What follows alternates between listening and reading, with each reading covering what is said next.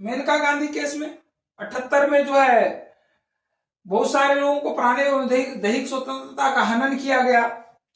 Maneka Gandhi case में मेनका गांधी बाहर जाना चाहती थी, विदेश जाना चाहती थी, लेकिन जो है उनको रोक दिया गया और उनके पासपोर्ट को जब्त कर लिया गया। जब पासपोर्ट को जब्त कर दिया तो जो उन्होंने जो है मेनका गांधी जी ने एक याचिका दायर की और याचिका दायर के बाद जो है मेनका गांधी के केस पर फैसला है जिसमें व्याख्या किया गया। उसी में आया due process of law with यथोचित विधि प्रक्रिया।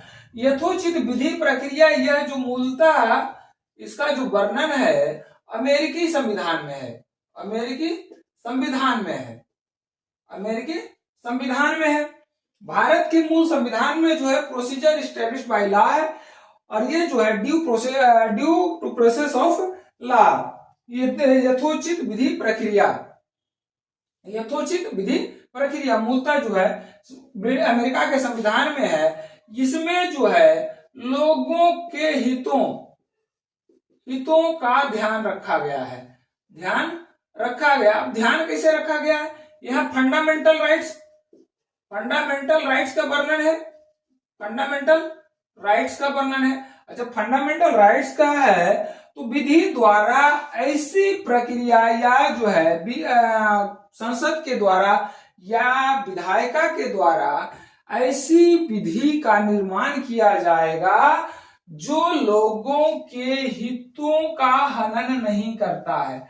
जो लोगों के हितों का हनन नहीं करता है।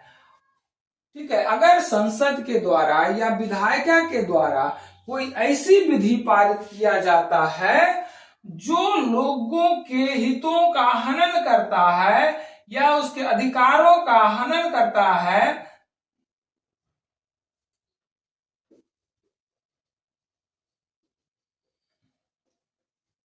लोगों के अधिकारों का हनन करता है, तो ऐसी विधि को न्यायालय में लाया जा सकता है और उसके औचित्य का निर्धारण हमारा सुप्रीम कोर्ट करता है। उसके औचित्य का निर्धारण कौन करता है? सुप्रीम कोर्ट, माननीय उच्चतम न्यायालय के द्वारा उसके औचित्य का निर्धारण किया जाता है। अगर वह विधि या कानून जो है लोगों के अधिकारों का हनन करता हुआ दिखाई देता है या लोगों के अधिकारों के खिलाफ है, लोगों के अधिकारों का उल्लंघन करता है, तो ऐसी विधि को अवैध घोषित